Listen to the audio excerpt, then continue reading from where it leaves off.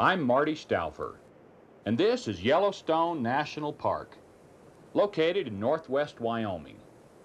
The park's waters vary from near boiling to near freezing, and they support every manner of life, from algae to eagles, from bacteria to bears. This is Yellowstone Lake. With 110 miles of shoreline, it's the largest of its kind at such high altitude, about 8,000 feet. Its deep water is clear and cold, even in summer.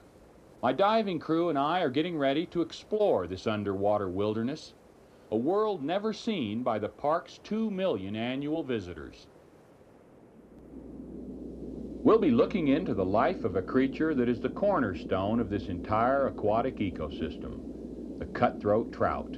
It's as intriguing as it is lovely, and its story is more amazing than I ever expected. Our exploration will begin at the southern end of the lake, in the thoroughfare country, the wildest wilderness left outside of Alaska.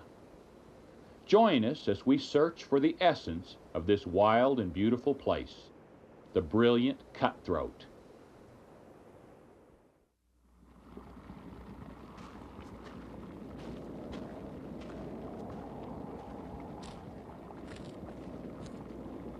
For 8 months a year, Yellowstone is held in winter's icy embrace.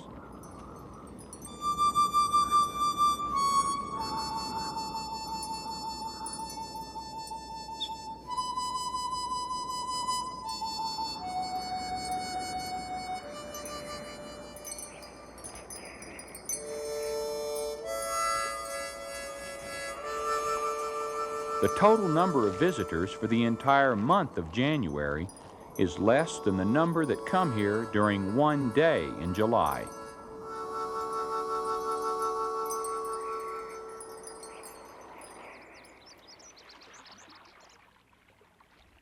Man's buildings and boat docks impose on less than 2% of Yellowstone's 2 million acres. This first lady of our national parks was established in 1872, her land and animals protected by government mandate.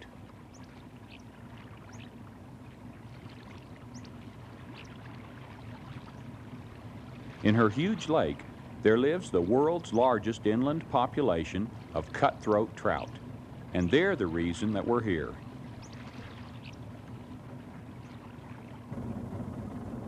Along with me on the Boston whaler we'll call home are my brother Marshall, who now lives in Dallas but, like me, grew up in Arkansas, and another Arkansan who's also a lifelong friend, David Huey.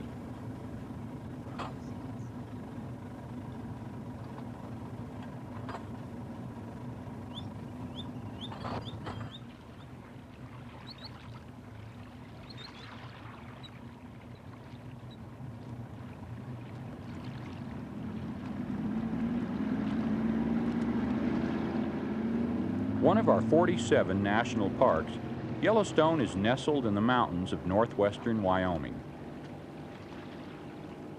Near its center lies Yellowstone Lake, and on the northern shore of the lake, our base, Bridge Bay Marina.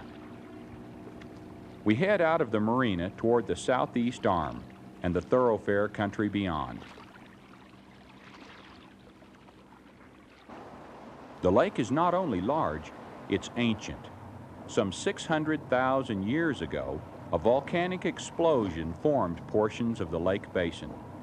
Later volcanoes alternated with ice ages to sculpt the landscape that we love so much today. Man the hunter arrived on the scene some 5,000 years ago. Yeah, that looks like a good place. Yeah, I'll go show Marshall. Right here.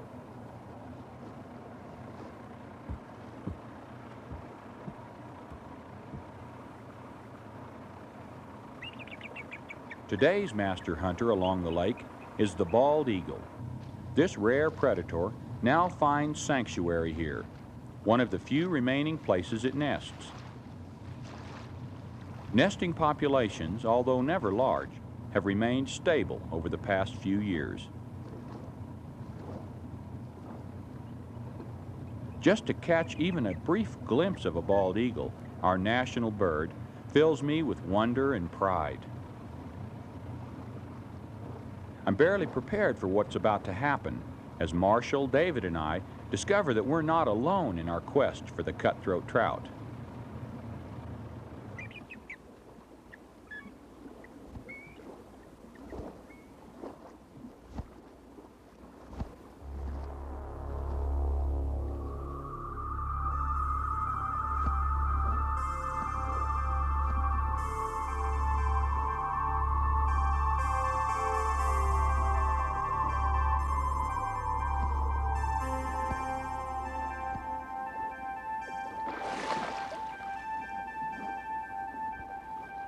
A valiant try, yet no trout this time. In other parts of the country, the eagle's diet may run as high as 95% fish. Here it's only 25%, and of that, only half is cutthroat. It goes in for another try.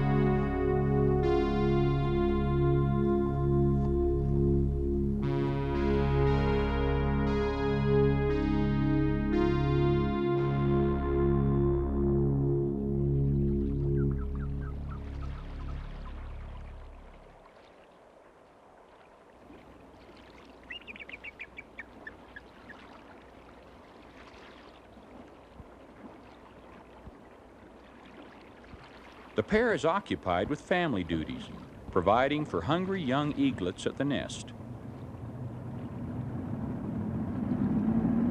We move on. We also want to film the other wildlife that feed on cutthroat and look more closely into the web of life that begins in these rich waters.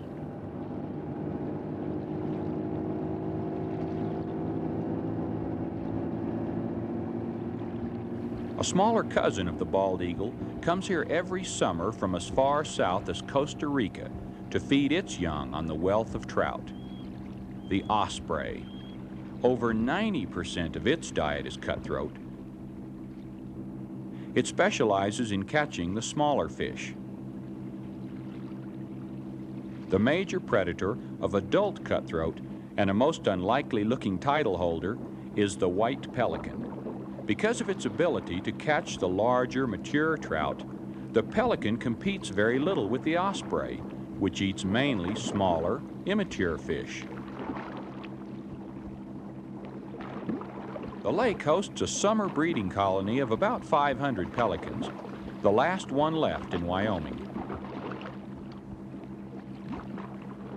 Eagle, osprey, pelican.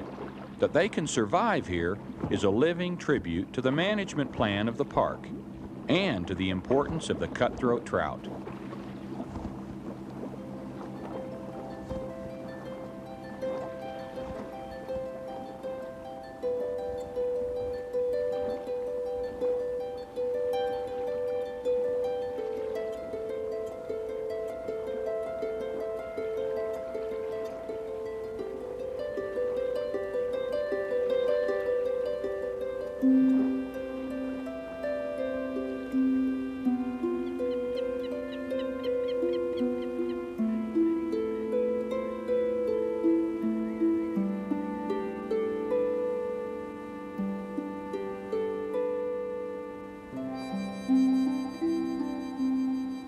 As the pelicans return to their nests on the Molly Islands for the night, we find a campsite on shore in Wolf Bay.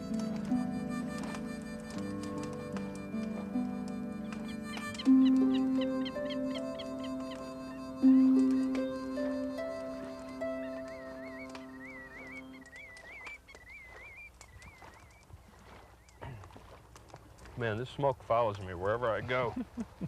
You know why that is? Even if you're sitting at a campfire by yourself, you know why it seems like it follows you? Because it does. How's that? Your body creates heat, radiant heat, creates a spiral in front of you and sucks the smoke in. And even Sure. if you move around the campfire, when the smoke seems like it follows you, it does. Yeah. I'm serious. Yeah. Sure. No, I read that. I read that. Heck, I get it. Sure. Sure, Marty, sure, uh-huh. Yeah, That makes sense. it sort of does. Watch it, Dave. This is a wilderness right here. God, I love it. Beautiful. Grizzly bears. Right here. Right in our backyard. Wow. I'd love to see one. I know it. You remember all those we saw in Alaska? God, that's great. You know, this is the wildest wilderness there is. This thoroughfare country right here. The southern end of Yellowstone Lake. You know how far it is to a road? How far? It's a 2-day hike in any direction. I wish there were grizzlies here like that, but they're just hard to see in Yellowstone. Remember the first year we came up here, we saw a bunch of them. Yeah. Well, we'll probably see some this trip before it's over. What's your plan for filming those trout tomorrow? You gonna do any diving? Yeah, we might dive tomorrow. Oh, that'll be exciting. I know it. I'm looking forward to that. It's going to be great. The first thing we want to show is that this lake is backwards. Is that right? The big trout, there's only one kind of trout in this whole lake, cutthroat. That's it. The big trout are in the shallow water.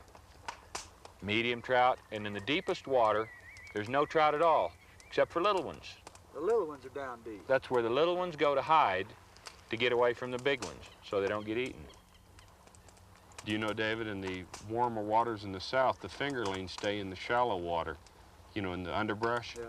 And the larger ones stay in deeper water on drop-offs, waiting for the smaller fingerlings to stray into the deeper water. Then they eat them, prey on them.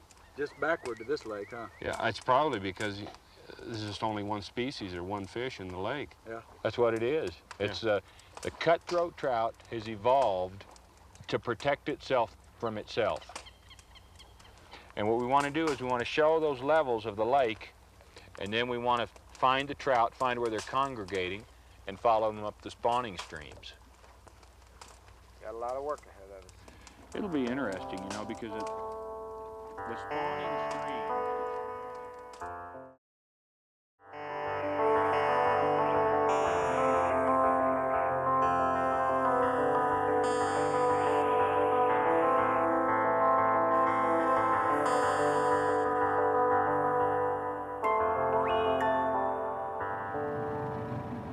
The next morning we head farther south.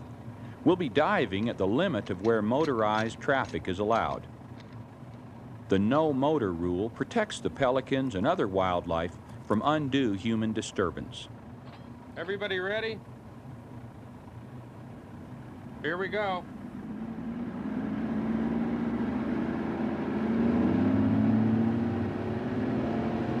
Our destination is Plover Point.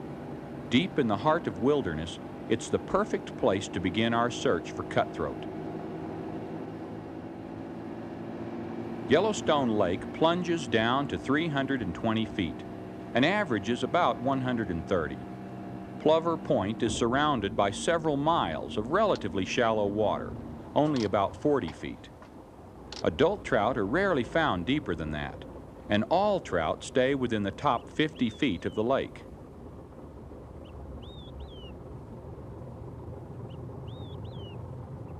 A variety of wildlife lives around Plover Point, including common mergansers.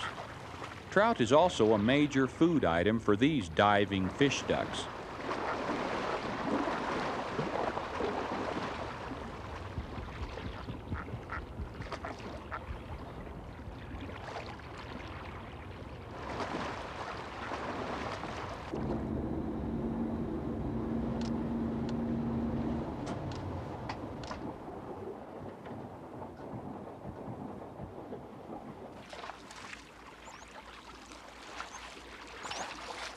This is clear. This is great. It's deceptively shallow. All right, let's get that diving equipment out.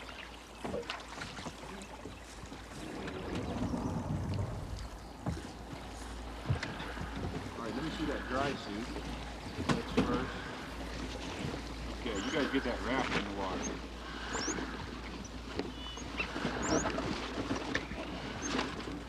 Here it is.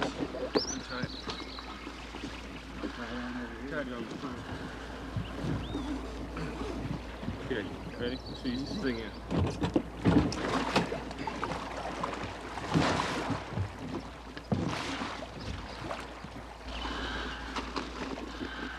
I hope this water's not as cold as they say it is. Me too.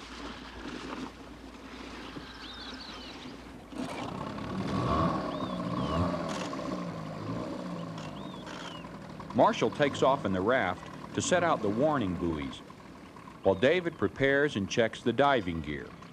The pressure change because of high altitude and the frigid temperature of the lake water require extra precautions.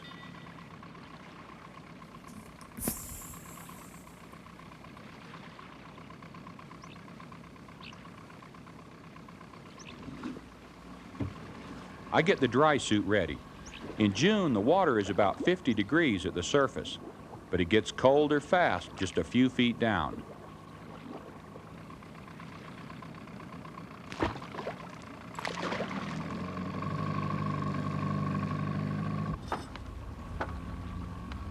Hypothermia is possible even in summer, thus the dry suit, which retains body heat better than a wetsuit.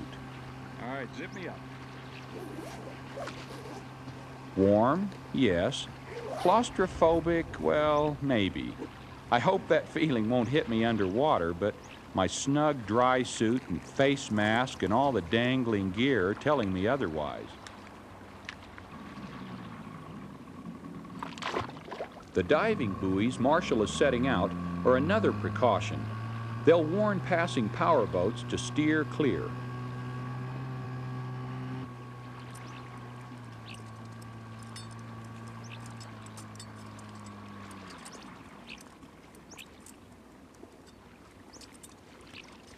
Other than the dry suit, the gear is pretty standard. A weight belt to sink me down and a buoyancy compensator to get me back up. Those, along with the tank, add up to more than 100 pounds.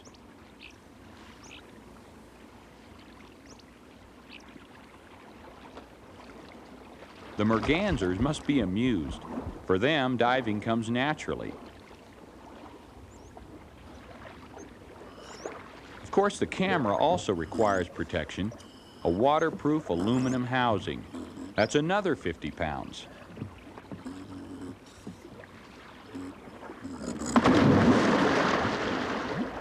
At last.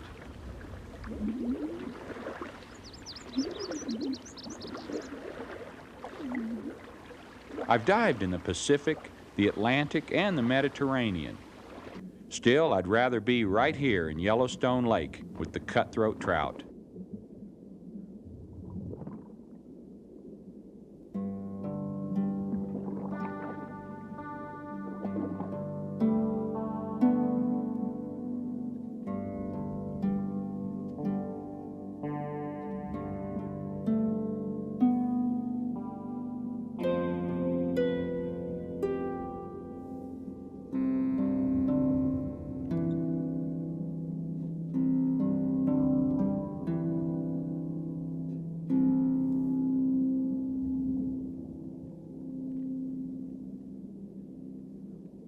This cold mountain lake is barren by sea level standards. It lacks any large crustaceans like crayfish, but it abounds in smaller members of that same family.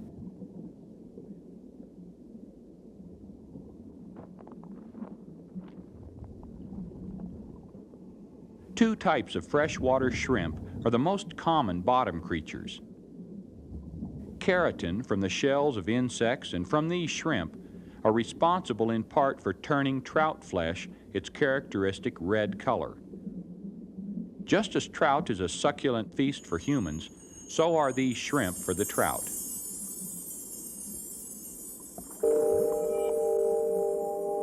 Discounting man, the cutthroat is top predator in this food web. The shrimp, in turn, feed on microscopic organic matter.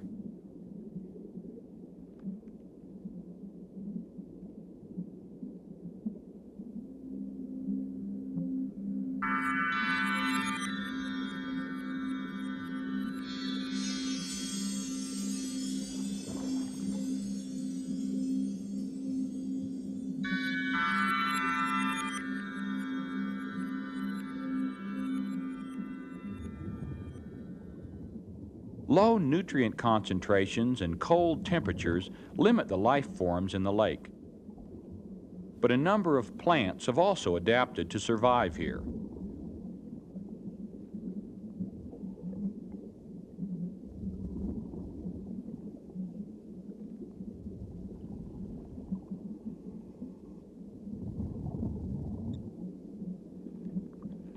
Obsidian sand, boulders, rubble, fine clay, and silt mixed with organic matter make up the bottom. I search for other signs of life and find a freshwater leech. This parasite attaches itself to the trout only for an occasional meal and so poses little threat. But leech and trout share one distinction. Both are native wildlife.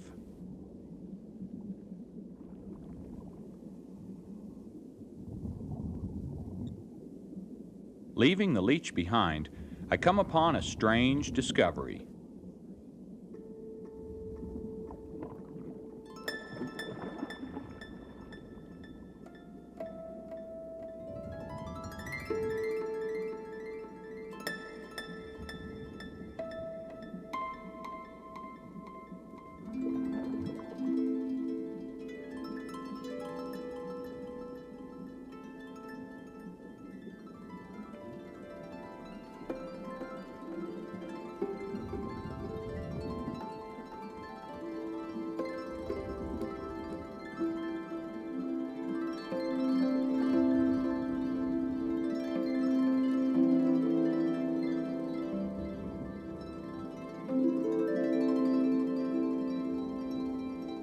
In this lake with limited plant life, the balls, as we call them, are fascinating.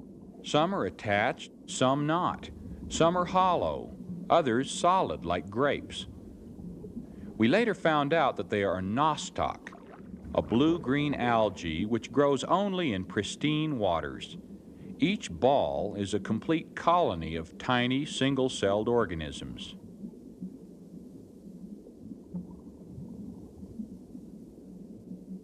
On my way back to shore, I come across some long-nosed suckers. Native to Yellowstone River, they were accidentally introduced into the lake.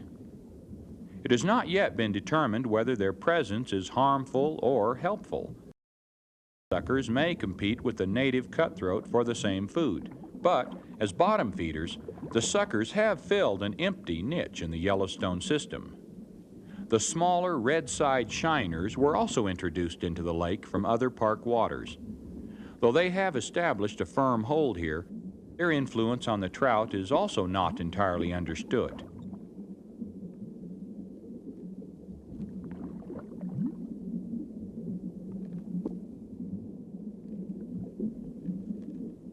It is known that shiners and young trout eat many of the same things, and, as I'm seeing, that adult trout eat shiners in shallow water.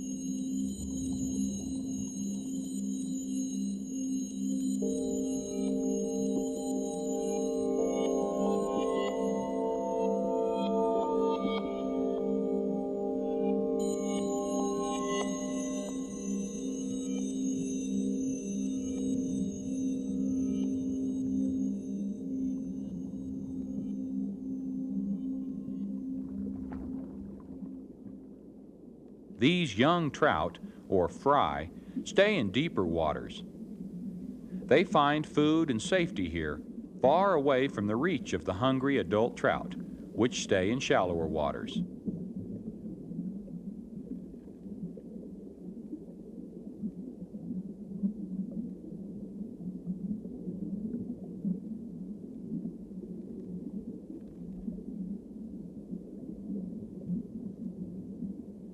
Soon, many of the adult trout will leave. How they survive a perilous journey from the lake to their spawning areas is the next part of our story.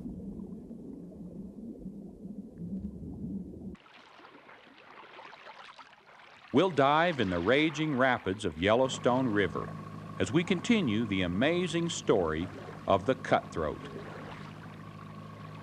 I'm Marty Stauffer. Until next time, enjoy our wild America.